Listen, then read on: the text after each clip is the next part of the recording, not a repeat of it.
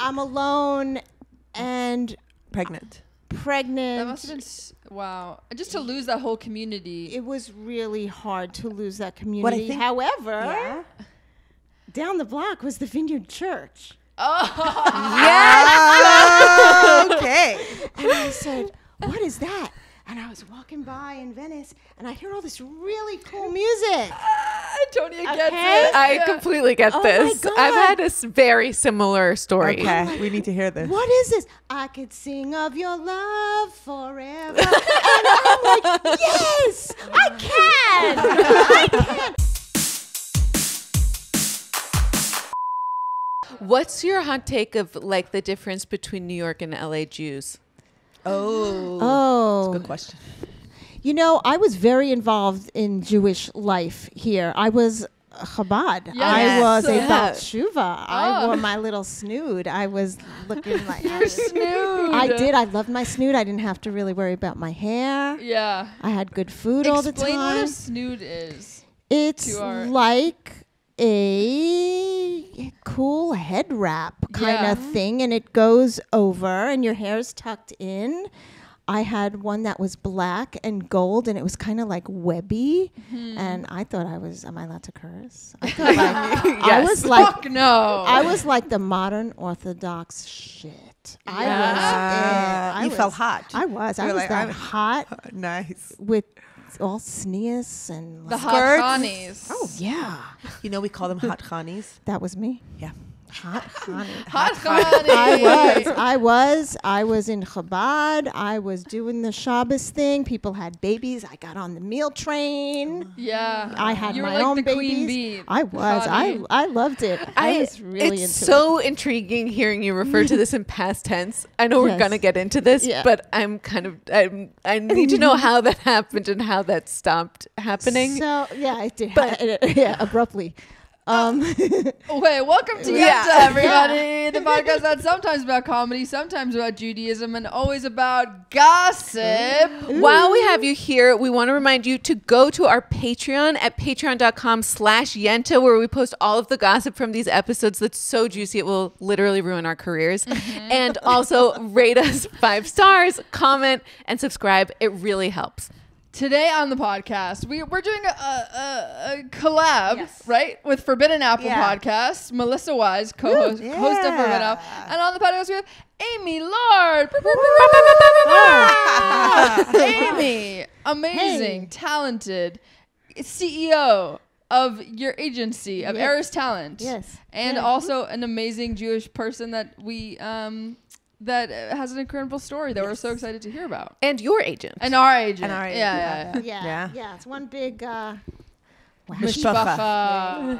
There you go. What was promised to me, because this is my first time meeting you, is okay. you're their genius agent. Yes. Well, you are Yes. really with Love so much. Adam. Yes. Yes. Your But our agency. the agency, the umbrella. Yes. Literary, we have Yes. you, and I have you for so many Yeah. things.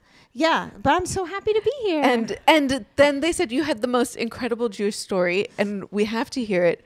So can you just give us background? Like, what kind of religious upbringing did you have? So, I went to Jewish day school. My mother was raised pretty Orthodox, and then my mother passed away. I was little. I was 5. So.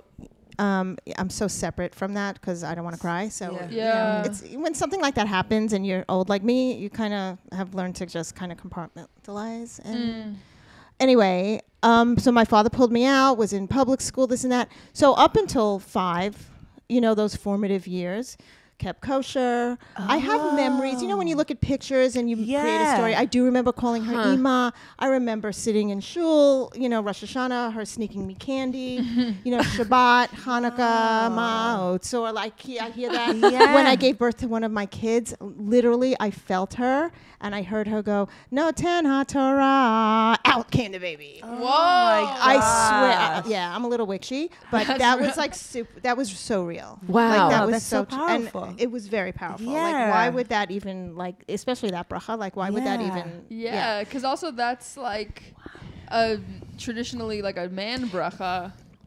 right? Orthodox wise. Yeah, and very interesting that. Well, that's kind of interesting. She was an NYU professor, probably very ahead of her time. These are stories that I hear that she was exploring, sexuality and so. But again, I'm 5, and I'm remembering through a 5-year-old. And stories, as we all know, get changed over the years. So, when the time comes and I'm hanging out wherever we're hanging out, I'll ask her. But how telling is that? That's such an interesting piece, though, Amy, because it really, the fact that you have those memories as a kid, I imagine, when you were connecting with Chabad, there was something that connects you also to your childhood and mom. Oh, absolutely. That was the draw. Wow. That was the draw. I went... It was conservative where we went growing up. It was East Midwood. So it was very kind of felt, I don't know if you know Wilshire Boulevard. It was very that. And I found myself, I came out here in a TV show and I did all that. And you were acting? I was acting. I was Tina in Tony and Tina's Wedding a million years ago, long before anybody was born. Right? Yeah. Amazing. So it became a TV show and we all kind of went out here and unfortunately didn't get picked up, but it was like an amazing opportunity. And I found myself sitting in the back of Wilshire Boulevard Temple by myself. Yeah. I don't know how I found it. Was definitely, I'm a big believer in things happen for a reason. And there I am sitting there. And the rabbi came up to me, invited me for Shabbos, and wham, there I was teaching Sunday school. They get you. They know they got how to me. Squeeze you in. But were you just disengaged from Judaism prior to that moment? Or well, you know what? I mean, we would do Rosh Hashanah. I didn't keep Shabbat. The sort of classic high holidays, maybe a Hanukkah, maybe a Seder. Yeah, my nice little, Star of David, if somebody got it for me. But that's a nice one. This is a nice one. Yeah. I'll tell you the story of this one, though. And so we call is that it Yom a Kippur sexy Jews. story? Yeah, what? Is it a sexy story? It's a weird story with my Jew for Jesus story. Oh, we gotta get this. And Jesus was your boyfriend. Loved him. Yeah. Sexy. We slept together. We hung out together. He was the one. He was spiritual. What do you mean you slept together? When did we have too many questions? Yeah. When did that happen in your spiritual journey? Before or after going after to Wilshire? Chabad, after the snood? So, before Wilshire was Chabad, and I was the lone Jew walking around in Marina Del Rey, and they found me. They found you. Yeah. And you know what? I didn't have any family out here. I was married. It was marriage number 1. That's a whole other story. But you get lonely for friendship, and there's that Jew connection. 100%. I don't care wherever I am. John and I went to France, and I saw these Chabad people or whatever, and I was like, Yeah. it is. It's a comfort. Yeah. It just is. Yeah. So they found me. I was teaching at a Hebrew school in the Valley. I was pregnant with my second daughter. And they were like, come work with us. We lived in the marina. They took me in. They couldn't have been more lovely. Yeah. I, had Jackie, my second child, and they watched Harry, my first child, while I was giving birth. They did the meal train. Wow. It was Insta family. They watched your child while you were giving birth. It was such a family. Wow. I mean, I really, it was. Yeah. And my older kids, Harry and Jackie, they always ask me about this time in my life. And I say, it was one of the best times, fulfilling, warm times of my life. Yeah. Wow. Yeah. Was it pressury? Was there any looking back? Were they trying to? There was always Shabbos meals. There was always somebody to go to. I loved my clothes. Did you feel pressure to take on observances like sneas or kosher, or did you choose to do those because it felt like the cool thing to do? I loved it. I was I had sisters. The kids had millions of friends. So it didn't feel like it was taking something from you. It was just giving you It was all the things you wanted. But here's the thing. It wasn't about God. It wasn't a religion. Right. It was about community. It was community. In the middle of the night, the rabbi's wife and I, what was her name?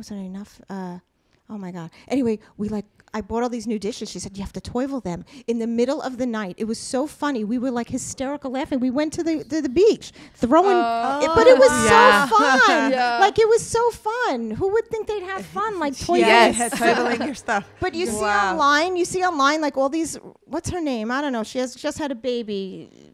The from influencers. So many of them. Yes, yeah. But I do in the middle of the night when I wake up. Thank you, menopause. You're sitting there and you're like, I'm watching them. You're watching them, yeah. I know them. I know, right? So you were doing it for the community, but were they telling you that it was like that God wants this from you? No, it was just a lot of fun. Wow. It was good food. It was fun. It was clothes. It was sisterhood. Yes. It was community. And then how did you end it? How did you end it? So I was teaching. My marriage, number one, ended. He's a nice guy. He's fine. Don't ever do drugs. Yeah, I've never done that. It's you know what? No, I mean, it's just sad when you see so much promise in somebody and they take on just addiction is a real thing. Yeah. And And you think you can change them, but they just will never. You can't. Yeah. But I have 2 amazing children from that marriage, and we're still very dear friends, so it's good. But I went to teach, and I met husband number 2, who was not Jewish. I don't know if you ever saw, what's that, HBO? This was a very 16-year, really bad sociopathic, lying, cheating. It was really bad. Wow. And the relationship was like 17 years? It was until I turned, it was on and off, but we were legally married for 16 years. I have 3 children with him. So you have 5? I have 5 out of me, and John has 2. So together we have 7. It's very Chabad. You're like the way I was raised. I have 9 siblings. I mean, Amy, your holidays are you got crazy. 7. Wow. And my poor white husband sits there. I told you this at Shabbos, like when we do Shabbos. I still love Shabbos, and he's like this. Yeah, because we're very loud. Yeah. Wow. So the dissolvement of the first marriage is what kind of got you? No, that's when you got more in the community or less in the community. Yes. Yeah. What happened there? Why did I took another job at a different Hebrew school because I had to work, because number 1 was not working so much. I was the teacher breadwinner down where I was teaching at Hebrew Academy, and they gave me a van, and every morning at 6 a.m. I would slap Hebrew Academy on the van and drive all these kids from Venice all the way down into Long Beach. It was crazy. When I look back, I'm like, what was I? But I needed to make money. Yeah. You know, and there I met number 2. We had been divorced already, and I got pregnant after saying, and she's amazing. My children are amazing. They are my life. But it's a lot of kids. Yeah. and you got pregnant before you were married? And was this like? I'm trying to figure out, why you left this amazing community that you felt so much in. Were people scandal? Yeah. Did they? Oh, that was the scandal. Scandal. Because they wouldn't accept it. You were unmarried. Or you didn't stick around to find scandal. out. Yeah. Were you worried was it that they pushed you out? Was it that you sort of took yourself out because you were worried that they would talk about you? I was still pursuing, before I met husband 2, I was still pursuing acting. I did not come out here to be a preschool director or a teacher, and I'm sure they felt that. Yeah. So there was a little disconnect. That Chabad in the marina was having internal problems anyway. Oh. You mentioned. I told you about that. So it was kind of falling apart a little bit. So I took the other job down with the white van, slapping it on at 6 and a whole boatload of kids. Met Mr. Wonderful, number 2. And voila, we know what happened there. And then, big scandal. And I was like, oh, shit. Did they say something? Oh, yeah, I was asked to leave. And really? Yeah. It was bad. Wow. It was really bad. I was really alone. I hadn't, I didn't have a lot. I was a wild kid. Did not good things that if my kids ever did, they don't know. But I had no guidance. Right. Yeah. I was a latchkey kid. Yeah. In Brooklyn. Yeah. And it is by the grace of God that I am where I am. I left and was there and really didn't know what to do. And he had a child from that marriage, and he was still married, and it was insane. It was insane. But so I had my 2 kids. He had a daughter, and then I was pregnant. Oh. So we wound up. How old were you at this point? I probably was about 27. Gosh, it's a lot of life that you've lived in those. I was 27. Oh my gosh. I was 27 and had to figure it out. What was I going to do? Yeah. You know, and I believe, and this is, you know, I told you this little podcast and think, don't paint the red flags. Mm-hmm. Don't paint those red flags. Yeah. Listen to them. They are there for a reason. I knew, even with marriage number 1, my brother, who is my oldest brother, who's gay, he was like, you can't marry him.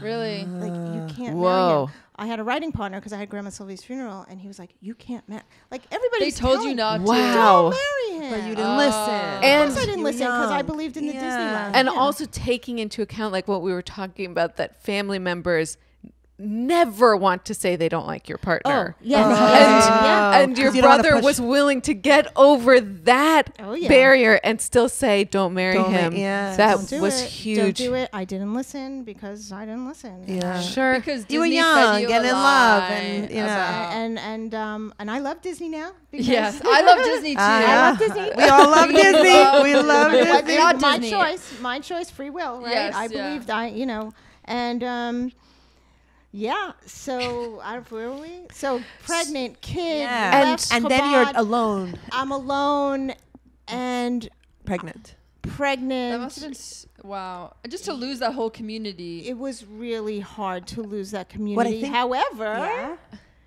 down the block was the Vineyard Church. Oh, yes. Okay. And I said, "What is that?" And I was walking by in Venice, and I hear all this really cool music.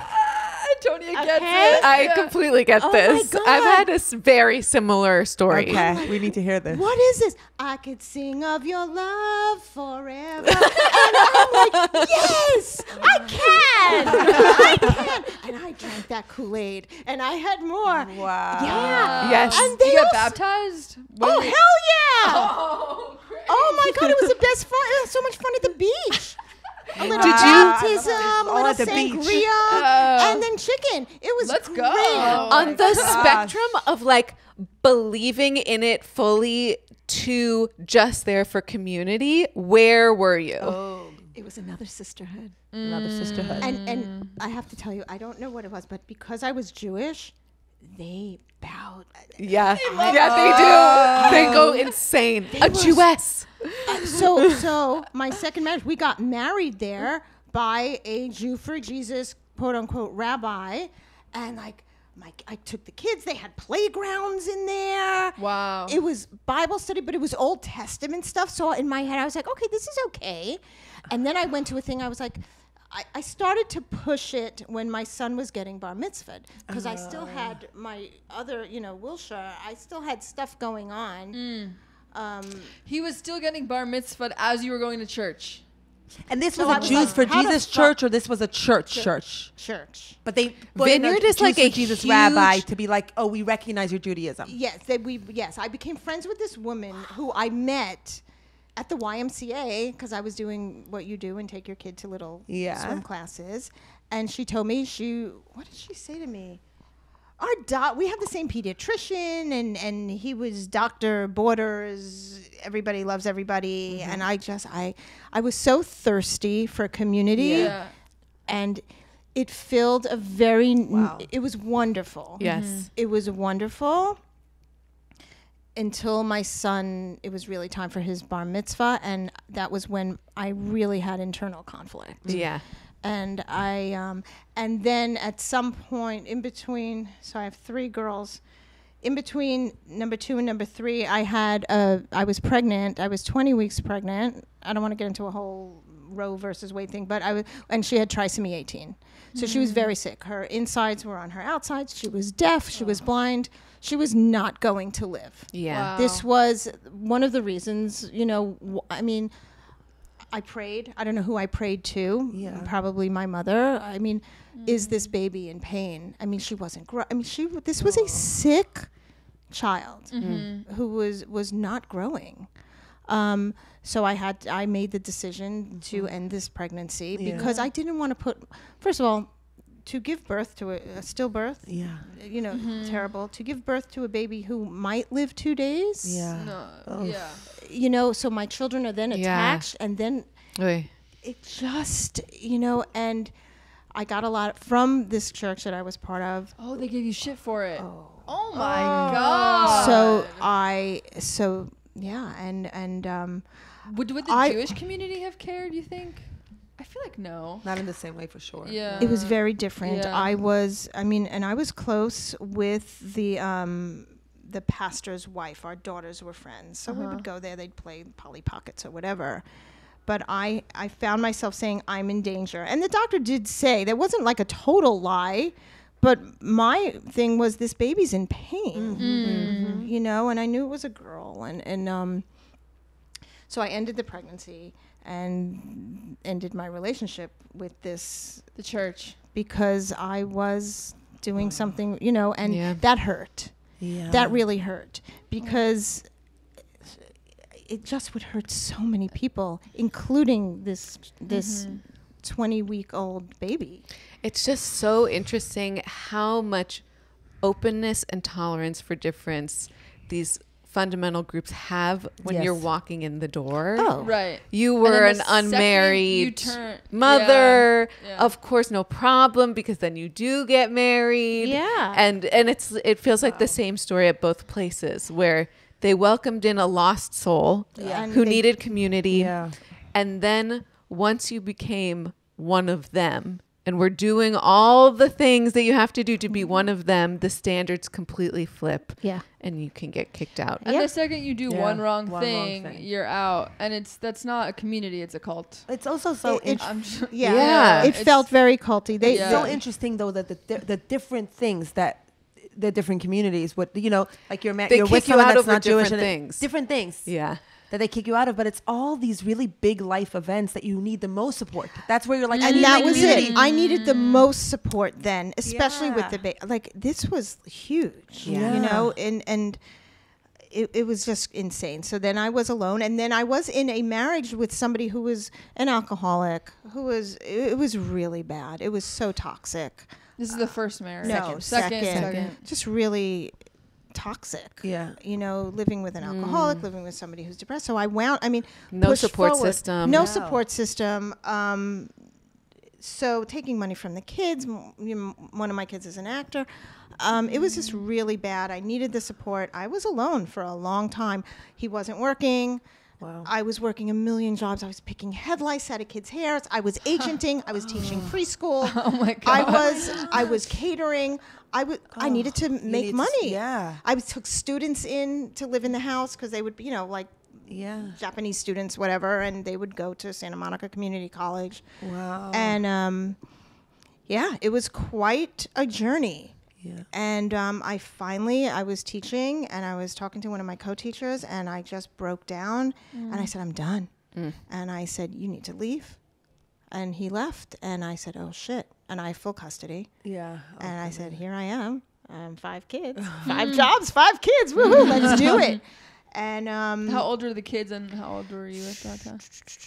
I want to say, just want to say it was my daughter, Jamie. I'll never forget this. I was teaching Hebrew school, and she saw me in the hallway, and she looked at me, and she was like, why are you always so mean? And I was like, oh shit, I'm that mom. I was like, something's got to give. Something's got to give. And that was really it. I'll never forget that. The youngest was probably at that point 7 or 8. So the older ones, Harry and Jackie were older already at this point, high school, doing their thing. Yeah.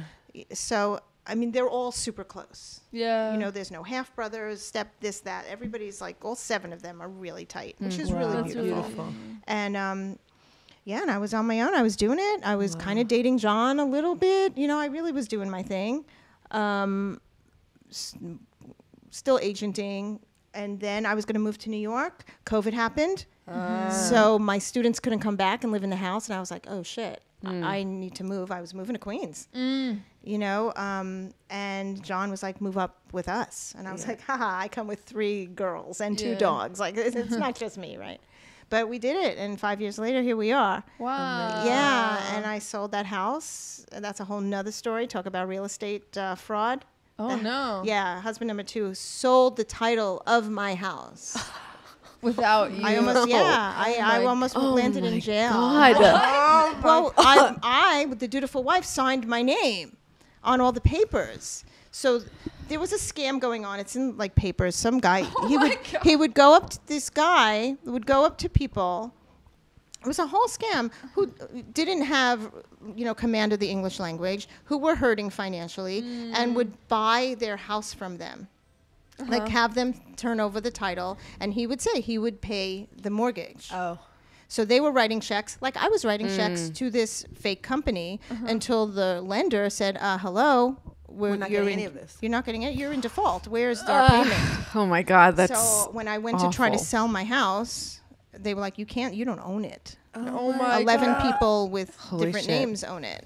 So I had to hire an attorney and on commission, you know, when I sold the house. So, and she did say, she said, you can land in jail if you want to go, you know, you can let the house go and let it foreclose, or you can fight for it, but your name is on all these documents. And that was a really hard decision, but that was a very spiritual kind of, what do I do? But I kind of took I went in front of the judge, but this guy had done this to so many other people. Oh, okay. So there was a track record. I'm that's good. crying. I went by myself because it was my bed. I needed to, you know.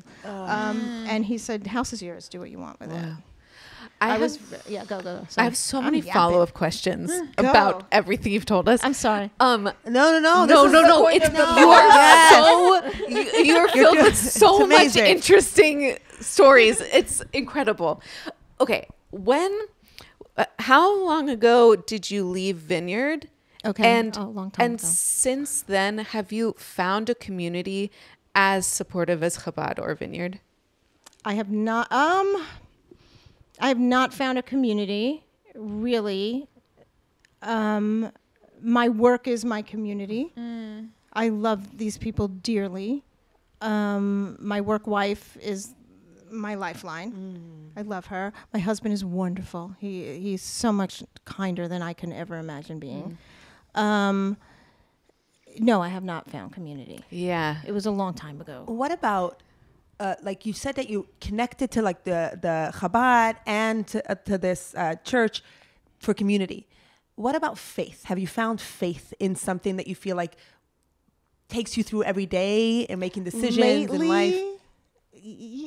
I'm trying. You try. I try at night, you know, again, wait till you're in your 50s. And you're sitting there, you know, I'll say Shema, and then I'll say it again. I say Shema too. I do, and I say Modeh Ani. I do too. I do, because it just makes me feel, it's my kind of meditation. Yes. You know, John is in there with the music and doing, and he brought me to get a different name that I keep saying. What is it? Oh, a mantra. Like and I'm like, it's not working. For you, it's Shema. It's and like Shema the Ani and some hardcore disco at 7 a.m. Disco. So no, I have not. There's a something. Yeah. There is a something. Because I feel like I wouldn't be where I am today if there was not a something guiding me. Yeah. I really probably should be dead on train tracks on Bedford Avenue and the Junction. Oh gosh. You know, I was dangerous. Yeah. Wow. So yeah. What was like the journey of this faith or spirituality through Chabad Vineyard now? Like, did it change over those times? Yeah, you know, when you're in the throes of parenthood, I was in survival mode. Right. You're surviving. To think It's kind of like God. I didn't think. I did. I acted. It's kind of like I tell my actors, a broke actor is not going to be a successful actor because you're always worrying. Where's the money coming? Where's the money? Yeah. You can feel the desperation, and that was me. I got to get And another that's job. how they got you. I was so vulnerable. Yeah. I was financially, I I was insane. That's why my daughter said, "Why are you so mean?" Why? Because I'm on like 2.5 hours sleep. Yeah. Because I was working a million jobs because he wasn't, and I needed to make money to support my family. And had no support. I had no support. I had no support. Yeah. It was bad. My father had passed away at that point. One brother's in Israel. You know, everybody does their own life. Yeah. I was an adult. Yeah. And, you know, I'm very like, I made my bet. Yeah.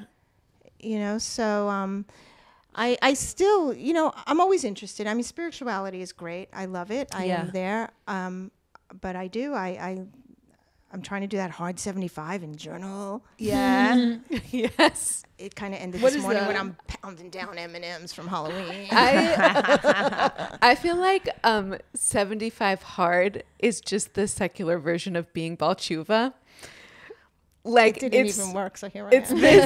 Do you know what 75 hard is? No.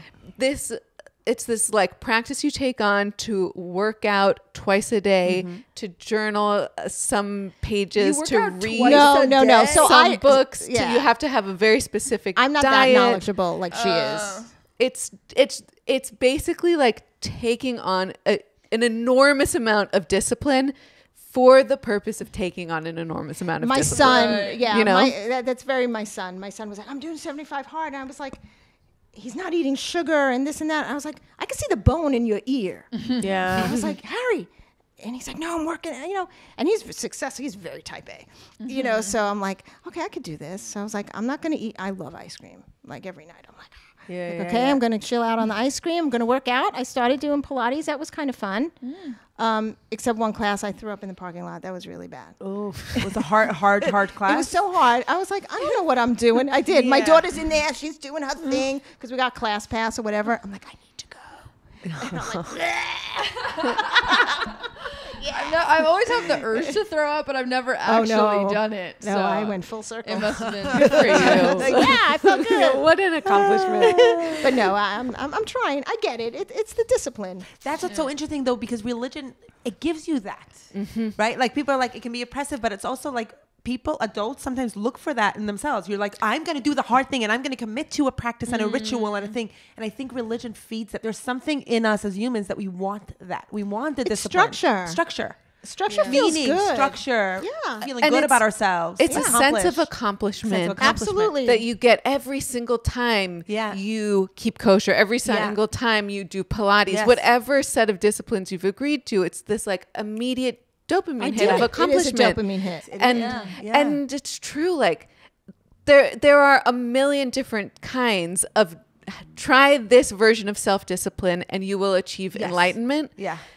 And then it normally goes into these communities like you got into where they say like everyone has to do the same. This is the way. This is the way. And if you don't do it, you're going to hell. Yeah. You are bad. Yes. And it's the same one, though. You find on Instagram these like diet stuff or energy levels or working out, and they all the same beliefs. Yeah. This is the right way to eat. This is the one. This is the right way. If you journal, all your problems will go away. If you like do this 75 hard. Yeah, 75 hard. It's like, okay, now it's still that thing of like, we have the answers for you. Yeah.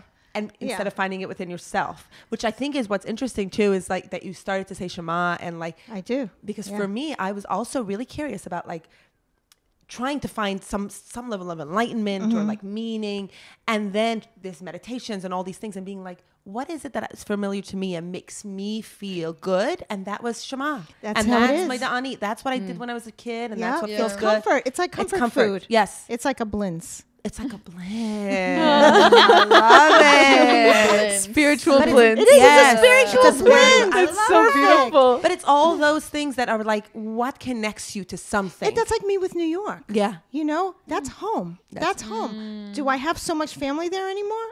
Maybe in Washington Cemetery, but like, but you know, it's home. There's a feeling of home. Yes. And you know what?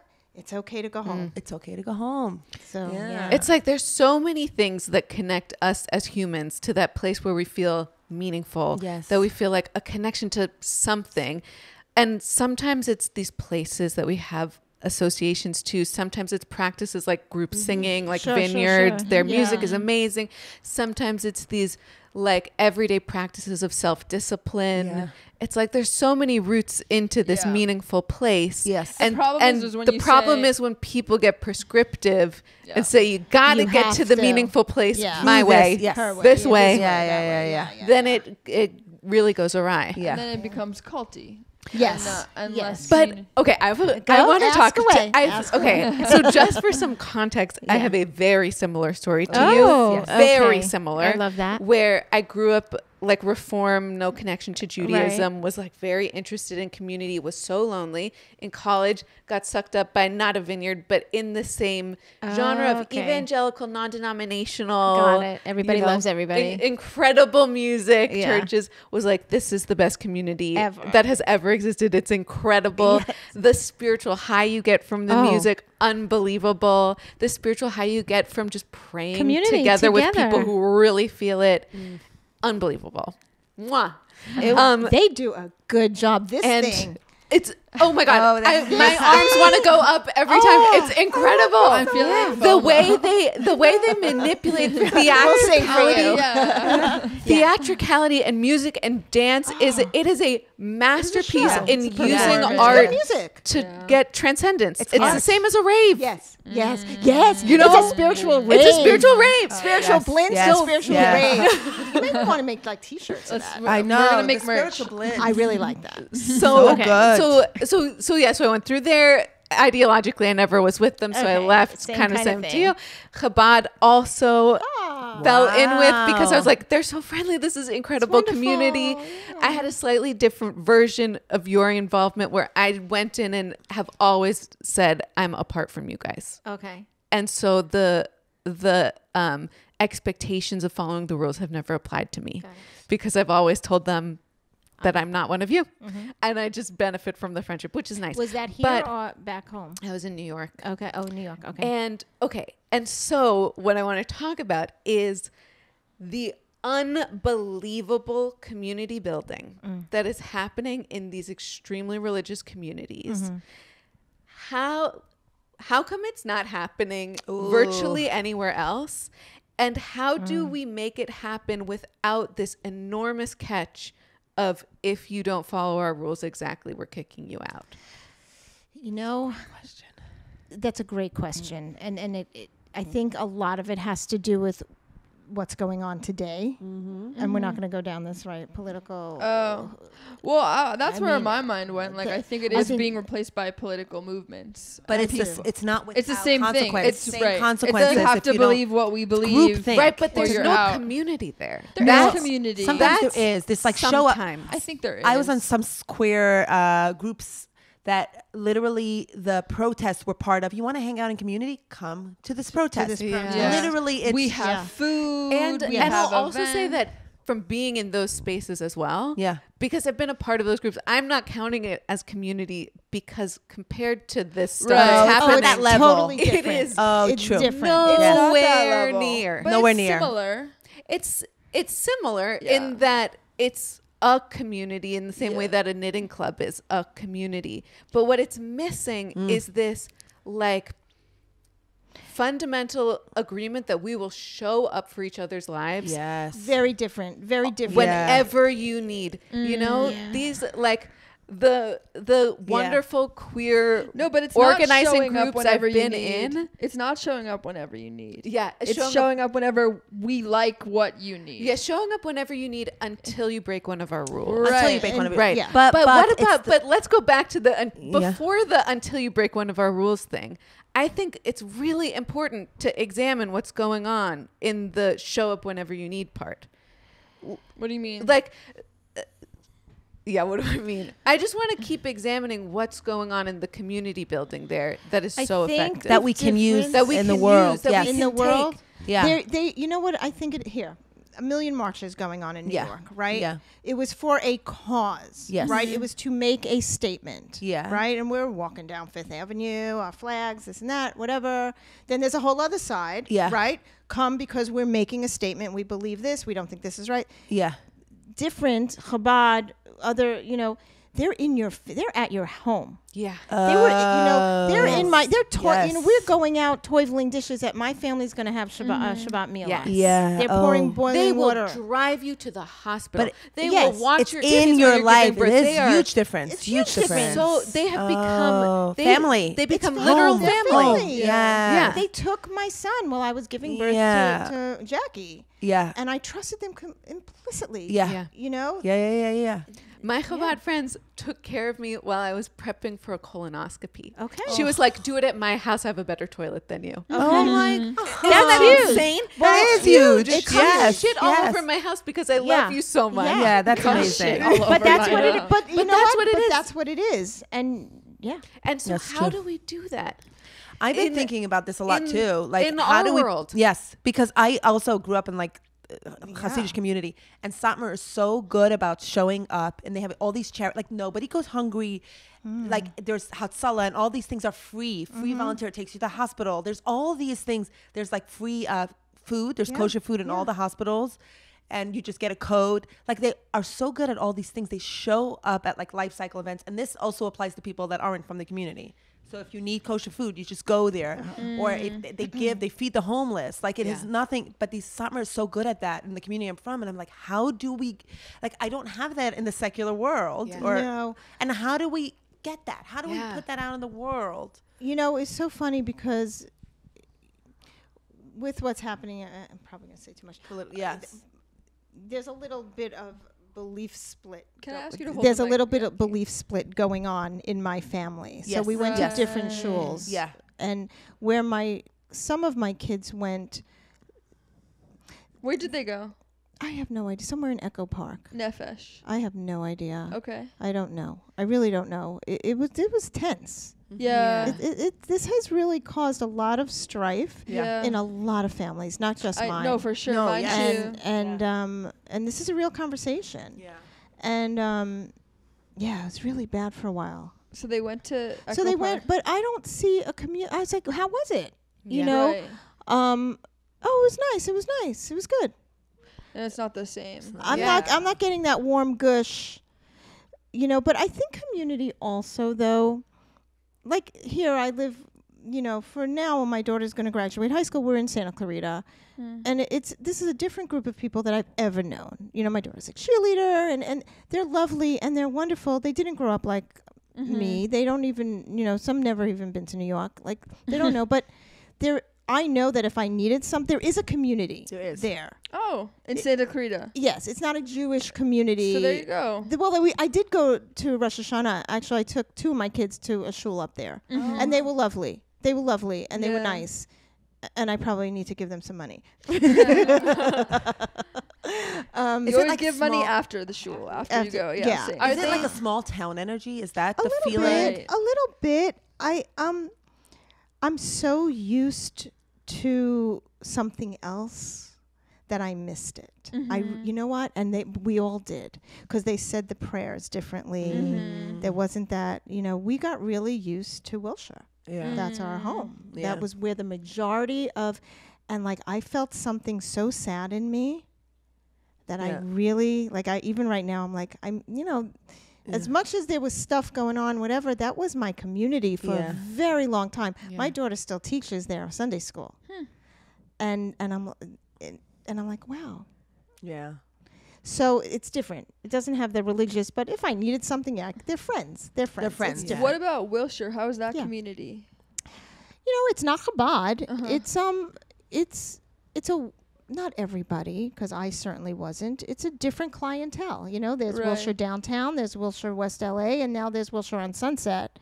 It is a lot of Wilshire. Does it feel like I haven't been there for years. Oh, okay. So I was teaching there, so I was part of the inner circle, but I was a teacher.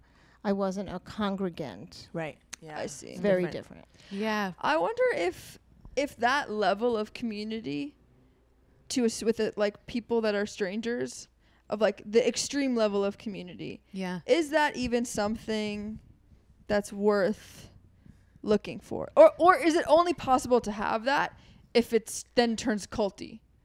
You know what I mean? Is that the case? I think it's a very I don't know. It's a very binary way of thinking. Yeah. It's a very black and white way of thinking. Think black and white? No. No, but I think it's like it's not all culty. I think when you like that word is also a very You loaded, don't like that word. No, because I don't think that it describes. I think that every experience is unique in that, and I think that there is some cult-like things that are like. I don't know. You're right. It's another conversation to like talk about the word. But what I do think is like, can we have community that is like, that really sees the humanity in us and the life that we all go through hard things and like can support us in life cycle events. You give birth, right. Somebody dies, you want to celebrate holidays and feel really like you are my family, like creating. Yes. I think you can. I think it's in pockets. Yeah. Definitely was there at Wilshire for sure. It was there. And I definitely had it at Chabad. Mm-hmm. I even had it at Vineyard too. Mm-hmm. Yeah. You look for it. I have it in Santa Clarita. Well, the question is, can you have it without the consequence of if you break something? Because that's Are something you also still part of it? Yeah, that's something also we struggle with in the queer community too. Sure. Of being like, oh, I'm not sure I'm part of you. Because if I don't think exactly like you, then you might hate me. And you're ostracized and so I'm not safe to say or question things. Yeah. That's more the feeling because no one's telling me they don't like me, but I know that, if you know, I think maybe a little different than you might not like me, or you actually will. You vocalize saying that this is bad and I can't even question it because otherwise you might say that I'm awful. That to me is like, can we have that level of community without this? Or I think what maybe you were getting at is like, do we bombard with love so that we can control? Is that what you think of what culty is like? We'll get you in, but then you have to follow the rules. Yeah, like a little love bombing. Like a little love. Oh yeah. Yeah. Amy. Yeah. Huh. That's so good. Well, that's what it is. It is. It's a little love it's like bombing. Abusive a little bit. Right. Yeah. So can we have that How without do we that? love bomb for good? Yes. Love bomb for good. Only love, no bomb. I think about this a lot, and I feel like there's some organizing principles that make all of this bonding easier, like in Chabad and these like evangelical churches. Like there are things going on, like there are these group experiences everyone is having that are just manufactured to bond people. Like when you're all vulnerable, crying, worshiping with your arms in the air. You're all so vulnerable. All the senses are it's like heightened. going Like you're bungee jumping together. Yeah. It's like you leave. It's an experience. You leave just feeling chemically closer to Yes. the people You around can you. feel it happen. And you can feel it happen in your body and it's your like when mind. you're at a concert. Yeah. And, you know, and it's the group. Yeah. It's that group. I went with a friend to his first concert after leaving the Hasidic community, and he said, "This feels like I'm in shul. Yeah. This is the first. This experience It's is like high. It's a high. But it's a even high. more Everyone's high. in it together. Yeah. You actually it's- talk to people at shul after.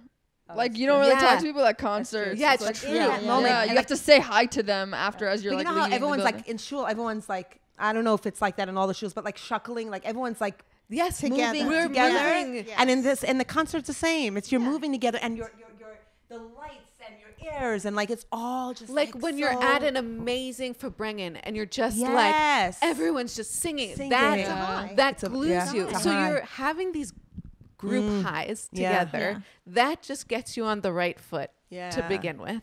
You also have the responsibility to come back each week. That's not just, oh, this is an activity I like. It's not just, oh, like this is knitting club. I like knitting club. I'm Right. coming back to knitting club. It's like There's God told God you involved. to be there. It's higher. It's a There's higher, this yeah. much more. higher calling. Yeah. calling to keep coming back Yeah. that helps get you over those times when you feel like I'm a little tired or I had a weird interaction with someone. That's that social lubricant that still brings you back in the door even when you have a weird interaction, which gets a lot of people out of group activities. And At then you knitting feel club, good though. you know, But you do. I remember that. You know, you don't want to go somewhere and you're like, oh, but then you go and it's even like working out. It is Yeah. that high. Yeah. It's Yeah. the high. Yeah. And you know what? There was something on NPR I was listening to, and they were talking about all the protesters, whatever side you're on, but it's that whole group. Yeah. It's like Yeah. a spiral. It spirals you Yeah. up. Yeah. You know, misery loves company, Yeah. happiness loves company, whatever. You're together. Yeah. It's such You're a high. in community. I feel the same thing when I'm chanting at a protest that I felt in It's- church. Yeah. Like, Yeah, I it's get it. just like I was at a Billy Joel concert. I was at Madison Square Garden and Billy Joel, man. That was so powerful. Yeah. I was like, yes. Yeah. It was 1977. So there's there's Everyone this was like on weed. Yeah, we were like masked. It was great. Yeah. so there's this group high. There's this reason to come back even if you're not totally feeling it. And then there are all these people modeling how to be incredible family. Even if you don't know how to do it when you walk in the door, you see all these people do it to you. Yeah. And you learn from them. You know, that's hard to start from scratch when you're in a group of people who really want to be family and none of them are exactly sure how to And everyone do already it. comes from broken families and they're trying to like form their family. Kind of feels like Friends. You ever watch I Love Lucy? It's Friends of the Friendless. No. So it's an episode, and she's like, she forms a group, friends, people who have no friends. That's amazing. So she walks around with a sign, Friends of the Friendless. That's and amazing. it's kind of like how I got grabbed into Chabad. Yes. It was, you know, I was the perfect candidate for it Yes. in all of them. I think there are so many stories like both of us I'm of people sure. who are desperate for community. And And religion is the best Why place not? to find it these days. And There's Billy also Joel being concerts, in you know? service. Yes, Like yes, helping yes, yes, another. yes. If you're a partner in a community and they're there for you, you're also there for them. Like you were saying, you got on the food train and helped people, right? You start to feel, and that gives us a sense of worth and a sense of like, I'm helping others. Yes. And it's for the good, because there's a way that we can all get together and we can all be chanting awful things and also feel that sense of connection. Absolutely. But the thing is, in those religious spaces, you're doing something that you feel, oh, this is a good thing. Yeah. 100%. I'm a good person. I'm a good person. And for I help this. somebody. When It I feels help somebody nice. else, it feels good to Feels help. so Yes. good to help somebody. So there's something for the greater good. Like I used to go. Did you go? The Chabad have like speeches, like shiurim, like Yeah. I We would miss go that. and learn. Go I miss learn that Torah? too. I miss that Well, we're too. starting a Learning Torah Amy. I miss podcast. that right. too. With that Torah podcast, we want to start. Okay. I'm Yeah, down. yeah. Right. So there's something there about like you're there for the great. You're all there to Feels- learn and do better. Yeah.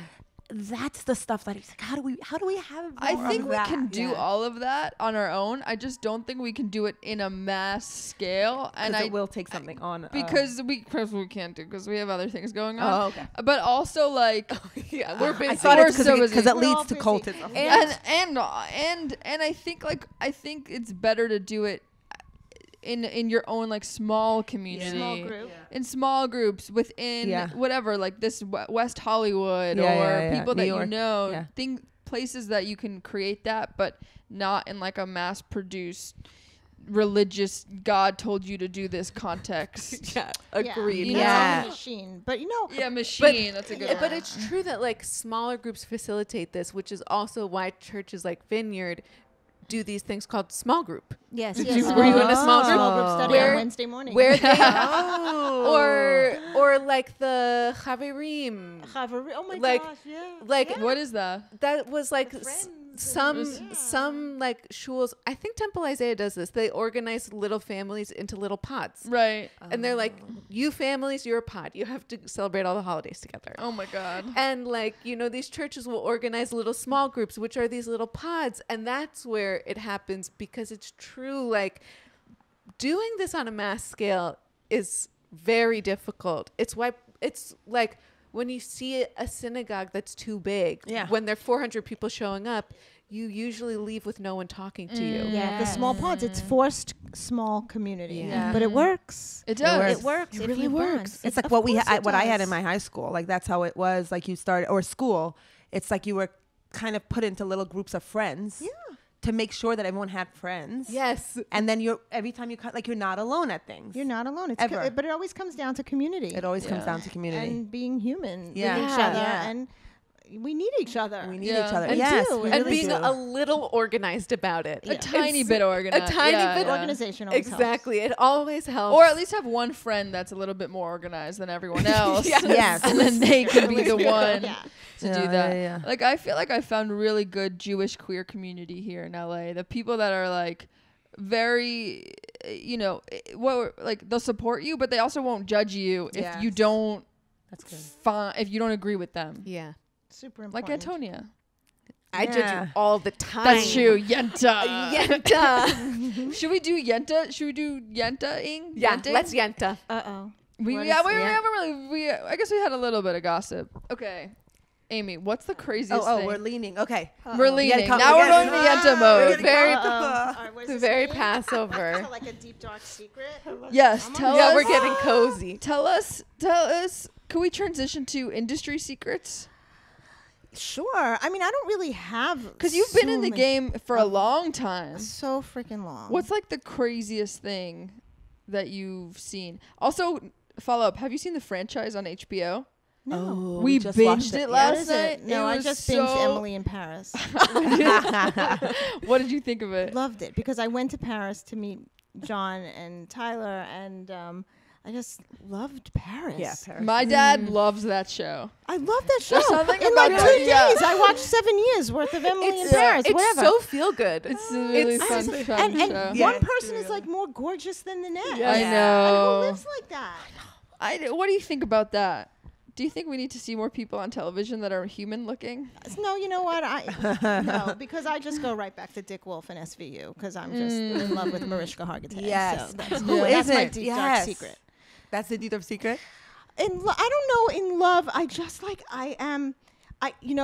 When I was not married to John, we didn't have I couldn't pay for like regular TV. It was like watch on your computer or whatever. We can kind of stick a wire hanger in the TV. Right. To get cable. Yeah. But then I was like, what is this show? And who is that lady? And I think my hair is kind of like her. So my secret is that I walk around with a picture of her. So if I get my hair done, I'm like, can I look like her? I love this. And Like a printed picture? No, that would be a little much. Okay. But I do have it in That's my phone. On your phone. I have Sorry. like 40. I have like 45 pictures of Mariska Hargitay. Oh, that's They're like, "Who's that?" I'm amazing. like, "Oh." Yeah, but my kids always make fun. They're like, "Mom, you know so." I do. I know so many people who know her. Yes. We have, and they're like, "Mom, why don't you just meet her?" And Why don't you meet her? oh no, You don't want to meet your heroes. Flying too close to the sun. way too close to the sun. Hell no, I would be like, Yeah. Have you Not been happening. to her brother's plant store? on Fountain? I'm even scared to go there. I I don't get know it. what it is. I don't. She's even- there. No, she's in New York at the marathon. Yeah. You know. You have a tracker on her? Do you know Jillian Laub? Should I? Maybe. She's a photographer, and she also talks about like her family getting fractured by. She had like an exhibit. She's amazing. She photographed me for Vogue. It was about people that made changes in their life, like American women in transformation. I think. Yeah. But she recently filmed her, so she just posted like yesterday or something. Yeah. She was like, Yeah, she's I don't know, she's like iconic to me. She's just strong. And you know, it's so amazing. funny because it was you. You came up to my office and we just started talking and everything, and you're like, wow, like look at this office, look at you. This is your company. Yeah. And I'm like, no, it's just me who like puts her finger in the Skippy jar and like eats, it's still me who had all this. I don't think about it because I have no life and I work all the time. Yeah. And that's okay. It was an amazing office. It's It amazing. is an amazing Our company, office, yeah. you know, And then you were telling us how you were like working a million jobs. And I was like, exactly, and it the was struggle. a different life. Yeah. It was a different life. I am one big TED Talk. Yeah. This is your chance. This is your TED Talk. It is. And but that's the blessing that I have a work wife. We are so perfect together. Yeah. in Who is business. your work- Tina? Oh, Shout out to okay. Tina. Shout out Tina.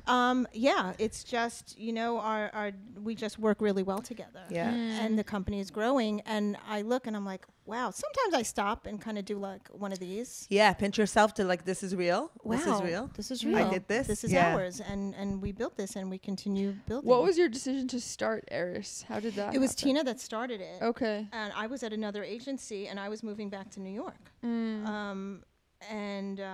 Kind of all happened together. I was asked to come on as partner, and I said, I am going to create a New York division, and I did it, and we just gelled, and we're going to be hitting 8 years. Wow. Amazing. It's a long time, and there's a lot of growth, Yeah. and it takes a lot of work. And it's really weird when people are like, kind of not scared of me, but like, oh, it's Amy. You're important now, Amy. You're important. But You're that's really important. interesting. Was I not important? You were always important. And that's it's really interesting. I think Lady Gaga says this, that she was always famous. People just didn't always know. They didn't know it. Yes. Oh, that's a great. Something like that. I'm paraphrasing, That's but I great. love that. Exactly. You're always important. Always but important. also, like, does our does what we do make us important and who we are? You know what I mean? You're important as a human being, but people don't perceive you now in the industry of like, oh, that's Amy. But, and I this is a but, I will, because of my past, Yeah. I will never Yeah. be dependent on anyone in my life again. Yeah. And that's yeah. my defense. Yeah, yeah, yeah, I'm yeah, so yeah. not vulnerable. Yeah. And that's not a great thing. Yeah. It's not a good thing because I got screwed. Yes. You know, 16 years of a really weird marriage. Yeah. I'm like this. So Does not it always. I'm still. Does it take time? Like, does it get easier as time passes? Like, I'm trying to figure out with my, like, I had a breakup and it was like a really hard relationship. It's like 7 years and I'm like a year and a half out of that. So I feel kind of like with dating and stuff, I feel a little closed. I feel like I want to connect with people, but I'm also very, like, I just cannot feel that way anymore. I cannot put all that. I want to put that energy into me and nothing else. Yeah, and you should. Does it get though a little bit? There'll be somebody. Yeah. Be somebody, and it can be just a friendship. It could be Yeah. romantic. That you will yeah. open up to. Yeah. You know, I feel like I mean, John and I have a great relationship. I said that twice. It deserves two times. Three times. Yeah. But there is something so tough Yeah. in me. That's not always a good thing. Was my daughter Jackie? She said, "You are just so not vulnerable. It's really hard to talk to you." This is probably the most that I've opened up because you guys are safe. Right. Yeah. You know, but yeah. Yeah. Don't do that. Learn from. Yeah. Find your vulnerability. Yes. There's yes. you know. Yes. I'm doing that with friends. I feel like friends and like prayer. Like I'm just more connected to things that I think I grew up with, and like I think it's just going inwards. A lot of going inwards. Yeah, I'm trying to do that and find the balance. Yeah. And that's the whole thing. That's the Shema. That's it's quiet exactly. time. It's quiet time. It's like, wow, that makes me really feel calm. Yeah. Going home makes me sitting in my apartment. You know, most of my kids, well, now they're like all over the place, but I'm like, this is home. It feels good. Yeah. Yeah. So yeah. Wow. Wow, that was a lot of That stuff. was so beautiful. So Yes. vulnerable. I have a kind of tangent question. Go ahead. But I was really curious to ask you this. Yeah. Of the Jewish stories being told in Hollywood, what are the gaps? What are the Jewish stories that you wish were actually being told right now? You mean like about what's going on in Israel and stuff like Whatever that? you think, whatever the gaps I wish there may was be. more. I wish there were more There was more conversation in Hollywood. You know, it's like It's No, very we're hush-hush. scared to talk like about we're it. doing right now. Yeah. Yeah, it's like Yeah. why are we not talking about? I don't want to get, but we're not talking about the hostages. No, we're not. Why are we not talking about this? Yeah. In addition to other things, I'm Yes. not saying, you know, but why there's there's such fear. Yeah. There is such fear to say the wrong thing, Yeah. you know, and you're going to get outed. Yeah. Yeah. It's very emotional, very, very And emotional. I think that's part of the group think. Yeah. I think the fact that we cannot have conversations and even debates and make it safe without people being like, you're a genocidal Nazi, you know, and using language that is so loaded. Loaded, yes. Instead of getting to know, like, what do you actually think, and the conversations, and try to learn from each other and like have a conversation. I feel like our culture has just not allowed that. Yeah. You know, one of the things that I really like is during COVID, I was watching the show. Okay, it's like All in the Family. Okay. I love that show because they're having those conversations. And that was why Norman Lear really wanted to do it. Have you watched the show? No, I haven't. You the need old, to- the old one or the Yes. new one? Old. Archie Bunker, eat it, Archie. Yeah. They're is- having those conversations that are like, the son is really liberal, the son-in-law is liberal, and the father is this like, he's like the ignorant and like, you know, Yeah, has he these is the beliefs and stuff. typical Irish Catholic, and then Reiner is Meathead and Gloria and Edith, and it was groundbreaking. Yes. My kids can't watch that. No, it's even hard for me to watch it sometimes. Same for me. So also, even I Love Lucy, there's some that's hard. Of course to watch. it is. This doesn't all age well, but the fact that they're having conversations that are right now we'd be so scared to have, and they're doing it in a way that's funny, and they're still a family no matter what. No matter what, yeah. That's why I like Jillian Laub. I'm going to tell you more about her. She has this amazing thing about how her family, her parents were voting for Trump, and then and how they still are a family. And she had this exhibit, and I need to show you. She has this book. It's beautiful. So being able to have those conversations, we need to be able to have conversations that, especially like bring hostages home.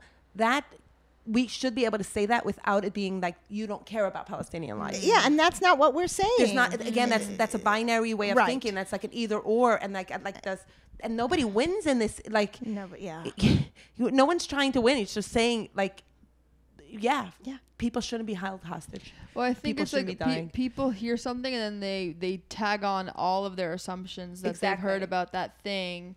On Instagram or TikTok or the news, and they just assume all these other things about you. Yeah. But that's why I think like could the internet be a cult? I didn't say it. You said it. I know. I'm asking you. Everything's a cult. Well, like Billie Eilish did this like Artists for Ceasefire thing, and all of my like, you know, Jewish friends got very upset about that. Yeah. But if you look at the Artists for Ceasefire statement, if you go to their website, it says free the hostages and stop like killing innocent Palestinians. Was it the red hand? Because that was a symbol. Like people were wearing this red thing, and that was a symbol of after somebody had killed all these Jews and came out with bloodied hands, and that was the symbol that people had on. Is that what you're talking about? I don't remember the symbol. I just remember Artists for Ceasefire. I feel like there have been so many different. This group of Artists for Ceasefire. This group of Artists for Ceasefire. That these might be two separate groups. They may that are doing similar things. Okay, but just in the like just the word ceasefire to a lot of people. People heard that as you don't care about the hostages, and you don't, and you're very anti-Israel, right? So it really does go both ways. Of like, it does. You know. And we had this conversation yesterday about like language, about like using, because there's such emotionally laden words that people have been using, and that stops conversation instead of bringing about conversation. And like, I don't know, like we can't really. Us sitting here can't change what's happening in Israel and the Middle East. Like we can't change that. What we can though have is with our friends and we can create more unity, and those conversations don't lead to unity. They lead to division. Like it happened at home. It happened at home because I didn't like the tone. I didn't like the language, and I shut right down. And it did, and it took a really long time, and we're still not even there yet. It's a work in progress for sure. Language, community, conversation, safety, a safe place. Yes. Knowing that we can be all of ourselves, which we kind of coming back to that into the community. You feel like you could be all of yourself in those communities that you found, like you with the colonoscopy. Exactly. She can poop wherever she wants. Wherever you want. Welcome. I want people to invite me to wreck their toilets. That colonoscopy is the worst thing. The before of the colonoscopy. I know. Sleep was great. You don't realize how you don't realize that toilet paper is your worst enemy. No, you need the wipes. You need the wipes. You need the wipes. You need the wipes. Toilet paper is your worst it's coming enemy. out both ends. It's crazy. You're sitting and you have the it's horrible. garbage pail right in front of you, and you're throwing up, and you're this, and it's a worse. Apparently ayahuasca, you do that too, but then you get the benefits of ayahuasca. Is what you shared. I haven't been Was that? Yes, you're shitting everywhere. You're vomiting. I didn't shit on ayahuasca. I only vomited. Okay, wait, on what? On ayahuasca. Ayahuasca. What is that? It's a hallucinogen. It's a hallucinogenic drug that people do for enlightenment and for healing.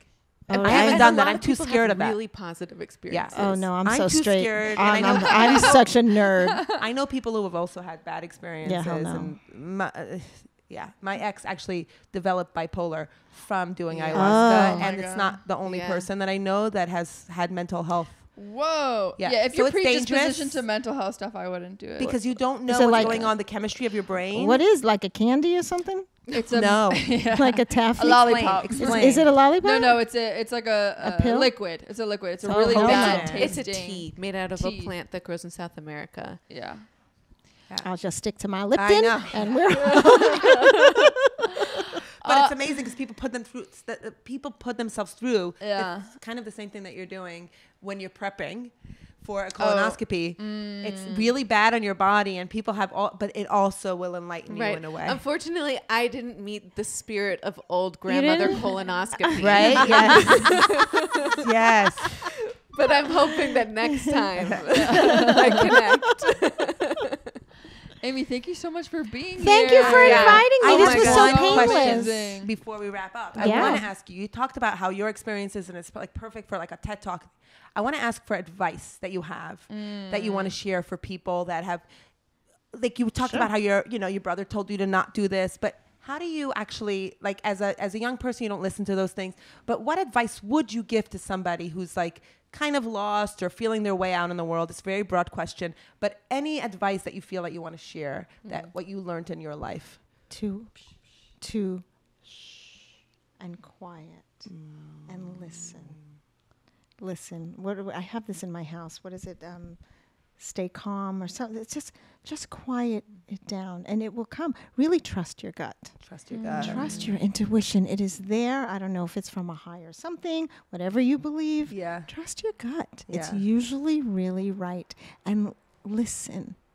I had to learn to listen and talk less. Yeah. Let's hear it for Hamilton. But it's true. Yeah. Talk less. Yeah. Listen.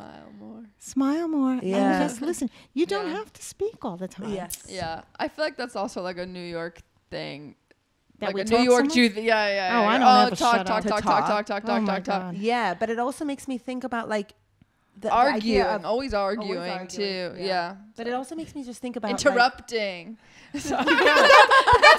That's a lot of like, we do that. We speak over one another. Yeah. That's like I feel that's a cultural It's thing. a very cultural thing. But I also think what really sticks out for me is that you're like, and also you had this experience, and it's different than what we were born into, like this religious experience, and still I have a constant search for some level of enlightenment, knowledge, like understanding, connection to something bigger.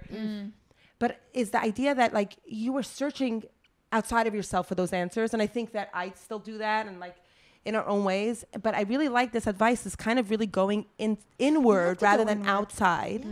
It is. It's about you. It's about what fulfills you. Yeah. And it makes, listen, it may sound crazy, but when I leave a Pilates class at 8:30 in the morning, I feel good. Yeah. So maybe it's it's gotten me going. Yeah. But when I journal, I feel good. When I'm not only working, and I write, and I'm creative, and I eat well, and I take care of myself. Yeah. It feels good. Yeah. And don't I look like Mariska? No. You do. You look great, Amy. Yeah, you really do. You really Botox, do. baby. Botox. I love Where my do you Botox. go? Oh, I go anywhere. Wait, do you have any tip? Can you tell me your guy? Because I've been like wanting to start. I'll send to you. Yeah. I don't. Last time I went here, somewhere in North Hollywood, my friend's niece was getting her license and needed a guinea pig, and I said, "Here I am." You look great. Yeah, Botox. Okay. Oh, amazing. No, it's no. I'm old it's too. LA. I told Melissa I wanted to do that. She's like, "You've been in LA too long." Yeah. I have said that. I have said Yeah. Barucha Botox. Barucha Botox. Okay, we're gonna go. Yeah. All right. Thank you so much Oh my for God. being here. Thank you. Yeah. Thank you. Amazing. Thank you. It's so This great was that we got to have this fun. conversation. I I know. love this. Yeah, and just to everyone who's listened to this whole episode, first of Was all, this we live? love you. No. Because no. you have to like Well, edit it out and everything.